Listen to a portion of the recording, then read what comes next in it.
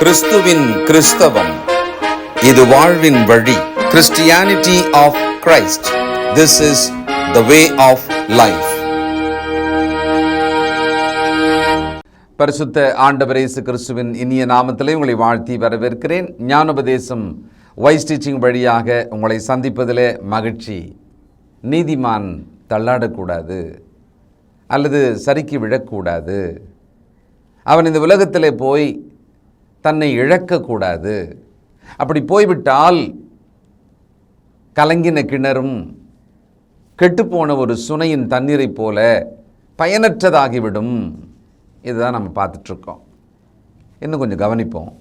நீதிமொழிகள் 10ஆம் அதிகாரம் 11 மற்றும் 21. நீதிமானுடைய வாய் ஜீவ ஊற்று, கொடுமையோ துன்மார்க்கனுடைய வாயை அடைக்கும்.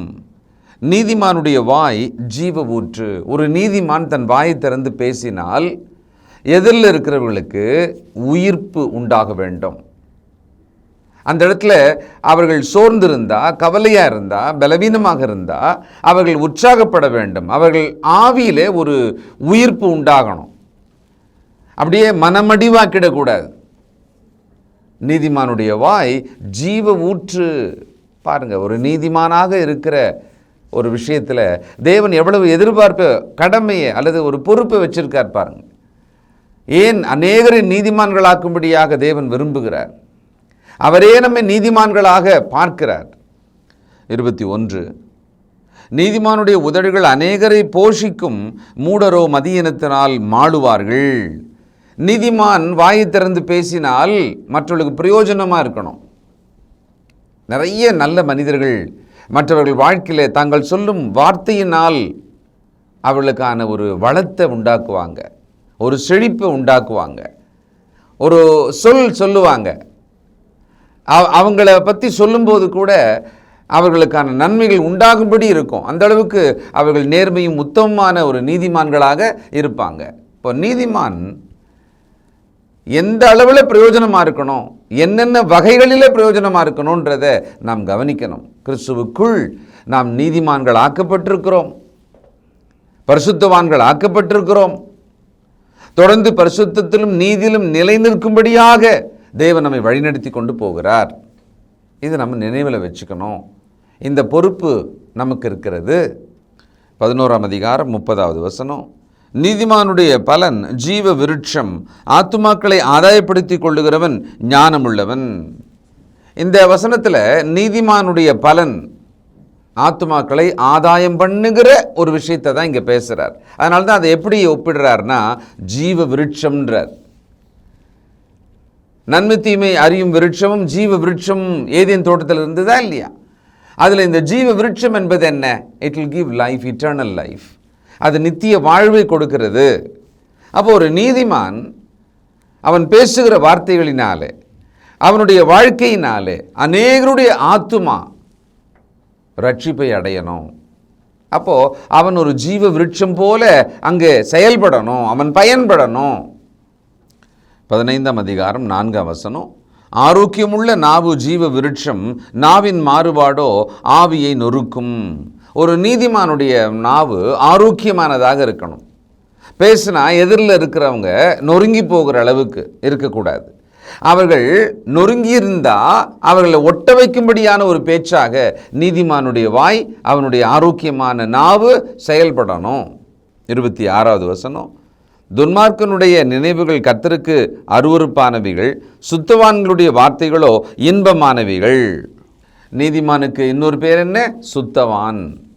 அவன் தேவனுக்கு பிரியமாக அவர் சொல்லுகிற பரிசுத்தத்திலே நீதியிலே நடக்கிறவன். 18ஆம் அதிகாரம் 4வது வசனம்.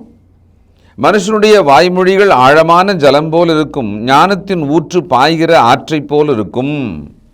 இதெல்லாம் நம்ம பொதுவானதாகவும் பார்த்துருக்குறோம். இப்போ நீதிமானுடைய வாய், அவனுடைய பேச்சு, அவனுடைய பயன்பாடு போஷிப்பதற்காக, மற்றவர்களுக்கு நன்மை செய்வதற்காக, மற்றவர்களுக்கு ஒரு ஜீவ விருட்சம் போல அவன் ஆரோக்கியமானவைகளை பேசுகிறவனாக இருக்கணும். அப்படின்னா என்ன அர்த்தம்னா, ஒரு நீதிமான் சுற்றி இருக்கிற எல்லாருக்குமே பிரயோஜனமானவனாக இருக்கணும். எ ஃப்ரூட்ஃபுல் பர்சனாக இன்ஃப்ளூயன்ஸ் பண்ணணும். பிரசங்கியின் புத்தகம் 10ஆம் அதிகாரம் 1 வசனம். செத்த ஈக்கள் தைலக்காரனுடைய பரிமள தைலத்தை நாரி கெட்டுப்போக பண்ணும். ஞானத்திலும் கனத்திலும் பேர் பெற்றவனை சொற்ப மதியீனமும் அப்படி செய்யும். ஒரு நீதிமான் ஞானமுள்ளவனாக கர்த்தருக்கு பயப்படுறவனாக இருக்கிறதுனால பெயர் பெற்றவனாக இருப்பான். ஆனால் அவன் மதியீனமாக நடக்கும்படி இந்த உலகத்தோடு கூட ஏதோ லாபங்களுக்காக போயிடுவான், காம்ப்ரமைஸ் ஆகிடுறான்னு வச்சுக்கோங்களேன், அங்கே பிரச்சனை வரும். செத்த ஈ மிக உயர்ந்த பரிமள தைலத்தில் விழுந்ததுன்னு சொன்னால் மொத்த தைலமும் கெட்டு போயிடுமா. 2 சாமுவேல் 12ஆம் அதிகாரம் 14வது வசனம். ஆனாலும் இந்த காரியத்தினாலே கர்த்தருடைய சத்துருக்கள் தூஷிக்க நீ காரணமாயிருந்தபடியினால் உனக்கு பிறந்த பிள்ளை நிச்சயமாய் சாகும் என்று சொல்லி நாத்தான் தன் வீட்டுக்கு போய்விட்டான். தாவீதின் பாவத்தை கண்டிக்கும்படியாக வந்த தீர்க்கதரிசி நாத்தான் ஒரு குறிப்பிட்ட விஷயத்தை சொல்றாரு. மற்றவர்கள் கர்த்தரை தூஷிக்கும்படி நீ செய்து விட்டாய். ஒரு நீதிமான் தள்ளாடும் பொழுது, அவன் தடுமாறும் பொழுது, அவன் உலகத்தோடு கூட ஒத்துப்போகிறான் என்று சொன்னால், ஏற்கனவே என்ன உதாரணம் பார்த்தோம்? கலங்கின கிணறு, கெட்டுப்போன சுனை அல்லது ஊற்று. இங்கே சொல்றாரு, இதே தான் விளைவு எப்படி வந்திருக்கு, கர்த்தரை மற்றவர்கள் தூஷிக்கும்படிக்கு நீ நடந்து விட்டதால் அப்படின்றார். அப்போ கிறிஸ்துவுக்குள் இருக்கிற நீதிமான்கள் ஆக்கப்பட்ட ஒரு கிறிஸ்தவர் தன்னுடைய செயல்பாடுகள் மேலே கவனமாக இருக்கணும். தன்னுடைய செயல்களுக்கு அவர் பொறுப்பாளியாக இருக்கிறார். அவர் கர்த்தருடைய நாமம் மகிமைப்படும்படியாக நடக்கணுமே ஒழிய தூஷிக்கப்படும்படியாக நடந்துடக்கூடாது.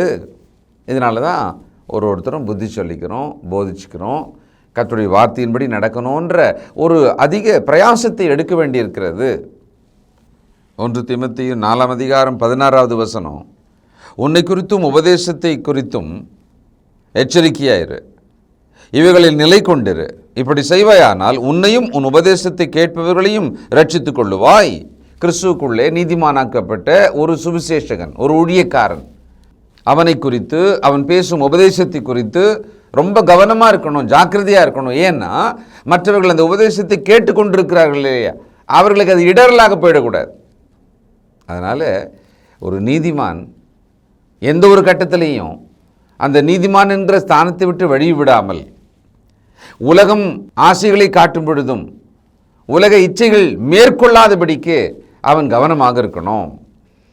லேவியராகமம் 11ஆம் அதிகாரம் 36வது வசனம்.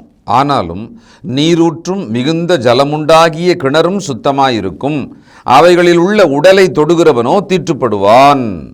தேவன் இஸ்ரவேல் மக்களுக்கு பலவிதமான சுத்திகரிப்புகளையும் அவர்கள் பரிசுத்தமாக சிலவற்றில் கவனமாக இருக்க வேண்டும் என்று சொல்கிற விஷயத்தில் நீரூற்று, அடுத்தது அதிக தண்ணீர் இருக்கிற கிணறு, அதில் ஏதோ ஒரு செத்த ஒன்று, ஒரு ஆடோ ஏதோ ஒன்று மாடோ செத்தது விழுந்துருச்சு அப்படின்னு வச்சுக்கோங்களேன், அதில் விழுந்து செத்துருச்சின்னு வச்சுக்கோமே, அது தீட்டுப்பட்டதாக அப்படியே ஒன்றும் இல்லாமல் போயிடக்கூடாது.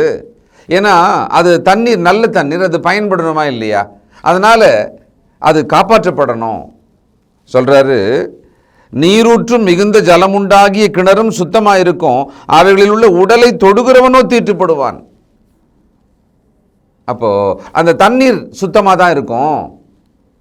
ஆனால் பாருங்கள், ஒரு நீதிமான் தள்ளாடி விடுவானால் அவன் நீதிமானாக ஏன் தான் இருக்கணும், நீதியாக நடக்கிறது பிரயோஜனம் இல்லை அப்படின்னு நினச்சிக்கிட்டு துன்மார்க்க வழியில் அவன் தன்னை ஒப்பு கொடுப்பானால், இனிமேல் நம்ம பிழைக்க முடியாது நீதிமானாக இருந்தால் அப்படின்னு மனம் வெறுத்து அவன் உலகத்தோடு ஒத்து போவானால் அவன் பிரயோஜனமற்ற நீரூற்றாக போய்விடுவான். பிரயோஜனமற்ற அந்த கலங்கின கிணறு போல மாறிவிடுவான். ஒரு கிணறு தலைமுறைகளை தாண்டி பயன்படணும். யோவான் 4ஆம் அதிகாரத்தில் யாக்கோபின் கிணறு என்று சொல்லி எத்தனை தலைமுறைகளை தாண்டி அந்த அம்மா அதில் தண்ணி எடுக்க வந்திருக்கு பார்த்தீங்களா. அப்போ கிறிஸ்துவுக்குள்ளே விலையேறப்பெற்ற அவருடைய இரத்தத்தாலே மீட்கப்பட்ட நாம் நீதிமான்களாக்கப்பட்டிருக்க, பரிசுத்தவான்களாக்கப்பட்டிருக்க, அந்த நீதிமான் என்கிற ஒரு ஸ்தானத்தை காப்பாற்றி கொள்ளணும். அடுத்தது அதில் ஒரு பொறுப்பு இருக்கிறது. மற்றவர்களுக்கு ஜீவ ஊற்று போல, மற்றவர்களுக்கு ஜீவ விருட்சம் போல, மற்றவர்கள் வாழ்விலே போஷகராக, அநேக நன்மைகளை அவர்களுக்கு கொடுக்கிறவர்களாக, நல்ல ஆலோசனையை ஆரோக்கியமான வார்த்தைகளாலே பேசுகிறவராக இப்படி இருக்கணும். இதற்காகத்தான் நாம் இயேசு கிறிஸ்துவுக்குள்ளே நீதிமான்கள் ஆக்கப்பட்டிருக்கிறோம். நம்முடைய அவயவங்களை எல்லாம் நீதிக்கு ஒப்புக் கொடுக்க வேண்டும், நீதியின் ஆயுதங்களாக ஒப்புக் கொடுக்க வேண்டும். நாம் கொஞ்ச காலம்தான் வாழப்போகிறோம். அதில் கிறிஸ்துவின் இரத்தத்தால் மீட்கப்பட்டவர்களானால் அந்த நீதியுள்ள வாழ்க்கையை காப்பாற்றி வாழ்வதற்கு நாம் மிகுந்த கவனமாக இருக்கணும்.